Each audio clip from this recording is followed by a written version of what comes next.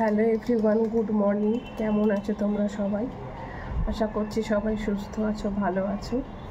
এখন 11:30 বাজে, দুপুর হতে যায়। আজকে অনেক সকালবেলা সংসারে সব কাজকর্ম হয়ে গেছে। পৌলমীর বাবা একটু বর্ধমান গেছে, তো অনেক সকাল সকাল উঠে ঘর দোয়ার মোছা, কাচাকুচি সব কিছুই হয়ে গেছে।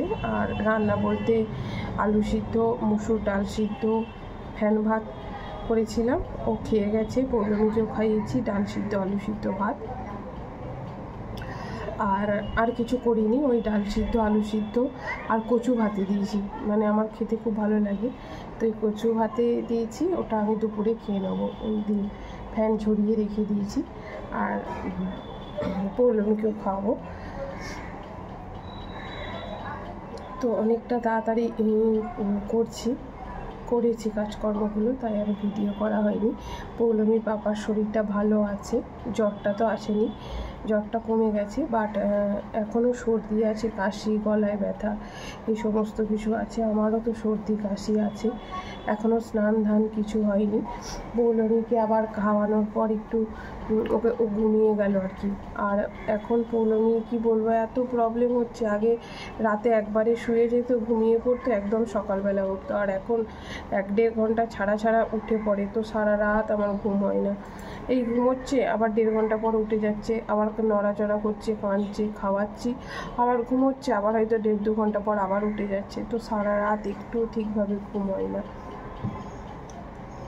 আমারও স্নান করা হয়নি, পৌলমীর এখনও কিছু কাচাকুচি আছে, পৌলমীকে স্নান করানো, তো সমস্ত কিছুই আছে। ভাবলাম ভিডিও করি, তো সেই জন্য ভিডিওটা স্টার্ট করলাম। জানি না সারাদিন সেরকম বলতে কিছু কাজকর্ম নেই, যা দেখাবো। আবার আস্তে আস্তে বর্ধমান গেছে, একটা বিশেষ কারণে গেছে। তো তো কারণটা আমি অবশ্যই শেয়ার করব, কী কারণে, কিসের জন্য। তো বর্ধমান গেছে, আসবে, ফিরে আস্তে আস্তে প্রায় রাত হয়ে যাবে। এই 10:30টার সময় গেছে, 12টার ট্রেন ধরবে হাওড়া থেকে। একাই গেছে।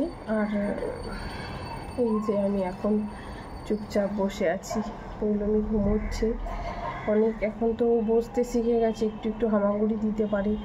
তো এখন ওকে রেখে যে কিছু কাজকর্ম করবো সেটা করাও সম্ভব হয় না। আর যেহেতু ঠান্ডা ঠান্ডা ওয়েদার, মেঝেতেও শুয়ে রাখতে পারি না, ঠান্ডা উঠবে, যে নিজে স্নান ধান করে নেবো তাও না।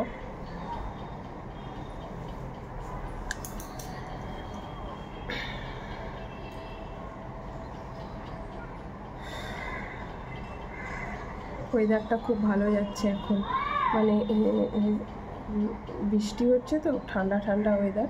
যদিও কলকাতায় এখন বৃষ্টিটা হচ্ছে না, আমি নিউ আলিপুরে আছি, ওখানে তো বৃষ্টি হচ্ছে না 2 দিন ধরে। পরশু দিন লাস্ট হয়েছে রাত্রিরে, তো যেরকম বর্ষার বৃষ্টি হয় সারা রাতই হয়েছে। তো ওয়েদারটা একটু ঠান্ডা আছে, ঘুমটা খুব ভালো হচ্ছে, বাট আমার তো ঘুম হচ্ছে না পৌলমীর জন্য। বিয়েবাড়ি গেছিলাম, তো জানো তো, মানে ভিডিও ভেবেছিলাম যে শেয়ার করব, কিন্তু করা হয়নি। তার কারণ হচ্ছে যে পৌলমীকে নিয়ে প্রথমত খুব ব্যস্ত ছিলাম। ও খাওয়ানো টাওয়ানো, যেহেতু এখন সলিড খাই, তো ও খাবার করা, আগে খাওয়ানো। নিজের বাড়িতে একরকম হয়, আর অন্যের বাড়িতে আমি সব রকম নিয়ে গেছি, ওর খাবার দাবার সব কিছু নিয়ে গেছি। তারপরও যেহেতু বিয়ে বাড়ি, আর আমার মামার নিজের মামার বাড়ি, আমার মামার ছেলের বিয়ে ছিল, প্রচুর লোকজন, ওদের প্রচুর বড় ফ্যামিলি। আমার 6টা মামা, তার ছেলেরা, মেয়েরা, ছেলের বউ, নাতি নাতনি, তারপর হচ্ছে মেয়ে জামাই, তার ছেলে মেয়ে, তো সমস্ত কিছু মিলে প্রায় 5-6 বছর পর মামার বাড়ি গিয়েছিলাম। তো মজা আনন্দ বলতে সেরকম কিছু করতে পারিনি। তার কারণ হচ্ছে আমার হাজব্যান্ড মন থেকে চায়নি যে আমি যাই, কিন্তু সে আমায় বিয়েবাড়ির জন্য গিফট কিনে দিয়েছিল, আমায় শাড়ি, পৌলমী যা কিছু দরকার সমস্ত কিছুই কিনে দিয়েছিল। যেহেতু আমি গেছি হচ্ছে আমার মামার বাড়ি, মানে আমার মায়ের বাপের বাড়ি, যেহেতু আমার মা বাবার সাথে আমার অফিসিয়ালি এখনো মেনে নেওয়া হয়নি, তো সেই কারণে চাইনি। আমিও প্রায় 5-6 বছর পর মামার বাড়ি গেলাম। অনেক কিছু তোমাদের সাথে আমি শেয়ার করছি। তো সেই জন্য সেখানে গিয়ে তারপর ওখানে ওকেশনও ছিল, ওখানে মানে যেখানে গিয়েছিলাম সেখানে মেন উৎসব ছিল, একটা পুজো ছিল। তো সেই পুজো উপলক্ষে মেলা বসে 2 দিন ধরে। মেলাটা বসে প্রায় মাসখানেক ধরে, বাট পুজোটা 2 দিন ধরে খুব আনন্দ উৎসব হয়, খাওয়া দাওয়া, লোকজন আসা, বাড়িতে আত্মীয় স্বজন আসা, সেই সমস্ত কিছু। তো ছিলাম আমি 5-7 দিন মতো ছিলাম। তো থাকতাম হয়তো আরও। তারপর হচ্ছে পৌলমীর বাবার শরীর খারাপ হলো, ডাক্তারখানা দেখাতে গেল। তো সেই জন্য আমি আরও চলে এলাম, কারণ ওর যা কিছুই শরীর খারাপ হয়েছে বিয়ের পর থেকে কখনো ডাক্তার দেখাতে হয়নি সেরকমভাবে। টুকটাক ওই জ্বর সর্দি কাশি নর্মাল ওষুধ খেলেই ঠিক হয়ে যেত। কিন্তু যেহেতু বললো যে ডাক্তারখানা গিয়েছি জ্বর সর্দি কাশির জন্য ডাক্তার দেখাতে, তো পরের দিন আমি সেই জন্য ভোর 4টের সময় ধরো আমি যেখানে গিয়েছিলাম বাগনাপাড়ায় আর কি, বাগনাপাড়ায় আমার বাড়ি। বাগনাপাড়া নেমেই যেতে হয়, ওখানেই বাড়ি, ওখানেই শ্বশুর বাড়ি। বাট আগে মানে বাগনাপাড়ার আগের গ্রামে গিয়েছিলাম আমি, 5-7 মিনিট ওখান থেকে আমার বাড়ির দূরত্ব বা শ্বশুর বাড়ির দূরত্ব, কিন্তু সেখানে যাওয়া হয়নি। তো পৌলমী তো কী হয়েছিল জানো তো, ওইখানে গিয়ে প্রচুর আনন্দ, মানে প্রচুর লোকজন সবার কোলে যাচ্ছিল। কার মানে কোনো রকম কোনো ঝামেলা ছিল না, কারোর কোলে যাবো না কাঁদছিল। সে যত রাতি হোক, 1টা 2টো 3টে, যেই যাচ্ছিল, কোনো দিন চেনি না, কোনো দিন দেখিনি, তাও তার কোলে চলে যাচ্ছিলো। আর প্রচুর বড় জায়গা, ঘুরতে বেড়াতে পারছিল। এখানে তো 4 দেওয়ালের মধ্যে বন্দি থাকে।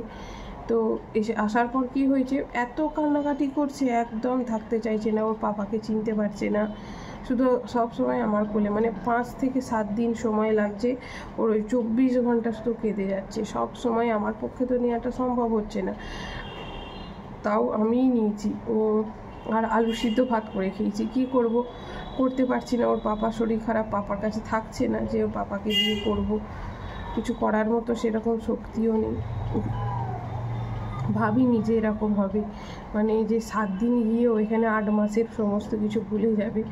ওখানে গিয়ে আসলে প্রচুর ঘুরতে পেয়েছিল, মজা আনন্দ পেয়েছিল। পৌলমী খুব আনন্দ করেছে, আমার আনন্দ হয়নি। যা হয় বাচ্চা নিয়ে, ছোট বাচ্চা নিয়ে আনন্দ করা যায় না একা। আবার তারপর হচ্ছে সমস্ত কিছু গোছগাছ করা, জামা কাপড় যা বার হচ্ছে, বিয়ে বাড়ি তো বুঝতেই পারছো। আর তারপর হচ্ছে অনেক ব্যাগপত্র ছিল, ওর খাবার দাবার। আর তার থেকেও বড় কথা হচ্ছে যে যেহেতু হাজবেন্ড মন থেকে চাইনি, সেটা জানি, বুঝতে পারি, তো তখন আর খুশি থাকা যায় না। যাই হোক, গেছিলাম ওই নামমাত্র উপস্থিত ছিলাম, মন থেকে ছিলাম না, নাহলে ভিডিও শেয়ার করতাম না কোনো কিছু, সেরকম ভিডিও কিছু করিও নি আর শেয়ারও করিনি। আর পৌলমীকেই নিয়েছিলাম সবসময়। আর কি বলো তো, একটা কথা, আমি তো কোনো দিন ওকে কারোর কাছে দিইনি, হয়ে থেকে ওর 8 মাস চলছে, তো আমার কাছেই আছে। তো আমারও সেরকম কাউকে দিয়ে আমি ভরসা পাচ্ছি না। মানে ওরা সবাই নিচ্ছে, দেখছে সব কিছু, কিন্তু তার পিছু পিছু আমি ও যার কাছে যাচ্ছে আমাকে তার পিছু পিছু আমি নিজে তার মানে দায়িত্ব নিয়ে, মানে সতর্ক থাকা আর কি। ধরো আমি তো জানি আমার মেয়ে কীরকম বদমাইশি করে, খাটে বসিয়ে দিলে উল্টে যাবে, শুয়ে পড়বে, এদিক থেকে ওদিক চলে যাবে। এবার হয়তো কাউকে কোলে দিলাম, সে হয়তো একটু খাটে রেখে বাই চান্স একটু অন্যমনস্ক হয়ে গেল, তো ও পড়ে যাবে খাট থেকে নিচে, তখন তো বিয়েবাড়ি মাথায় উঠে যাবে। তো সেই জন্য যাকেই দিচ্ছিলাম তার পিছু পিছু আমি ঘুরে বেড়াচ্ছিলাম, যাতে সতর্ক থাকা যায় 24 ঘন্টা। হয়তো আমি ওকে নিয়ে নিই, কিন্তু আমি ওর সাথে সাথেই আছি। তো যাই হোক, এইভাবেই মানে বিয়েবাড়িটা কেটে গেছে 7-8 দিন। কোনো রকম মানে আনন্দ সেরকম কিছু করতে পারিনি।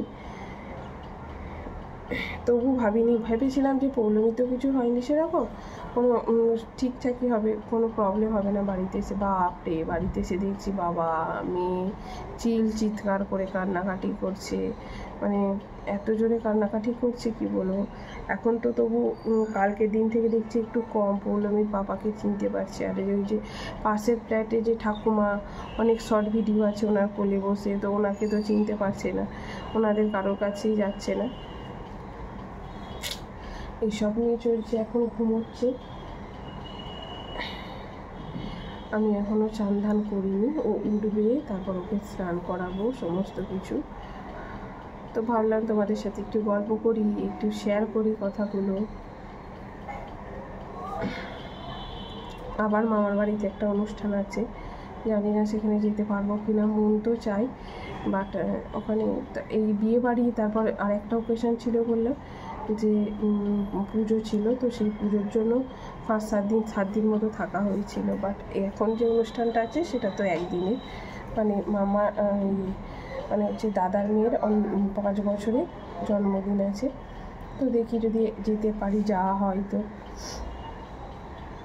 কত শপিং, কত কেনাকাটা করেছিলাম, প্রচুর মানে ব্যাগ ভর্তি করে নিয়ে গেছি, কিন্তু কিছুই নিজেও পড়তে পারিনি, পৌলমীকেও পড়াতে পারিনি।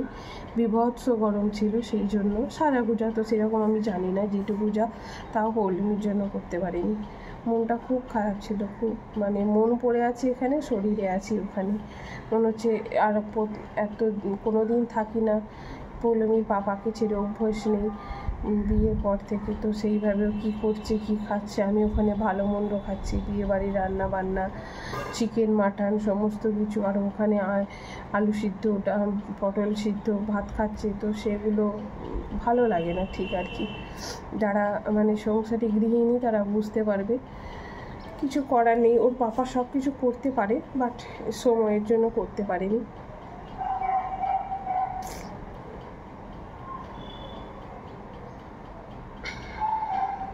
তো এগুলোই তোমাদের সাথে শেয়ার করার ছিল, তাই শেয়ার করলাম। কী কারণে পৌলমীর পাপা বর্ধমান গেছে, ভালো করে এবার থেকে ভিডিও করবো। আর মেনলি আরও কী বলো তো, ভিডিওর যে ট্রাইপডটা ছিল সেই করার জন্য সেই ট্রাইপডটা ভেঙে গেছে, মেন সমস্যা হচ্ছে এখানে। এবার রেখে রেখে যে ভিডিও করব, সমস্ত কিছু করব, সেটা করতে পারছি না। পৌলমীকে হয়তো ওর পাপা ধরছে, আমি কাজগুলো সেরে নিচ্ছি, সেই জন্য দেখি একটা ট্রাইপড কিনবো। তো চলো, এখনও উঠেনি পৌলমী, ঘুমোচ্ছে, ভাবলাম তোমাদের সাথে শেয়ার করি। আবার দেখা হবে অন্য কোনো ভিডিওতে। সুস্থ থেকো, ভালো থেকো, টাটা।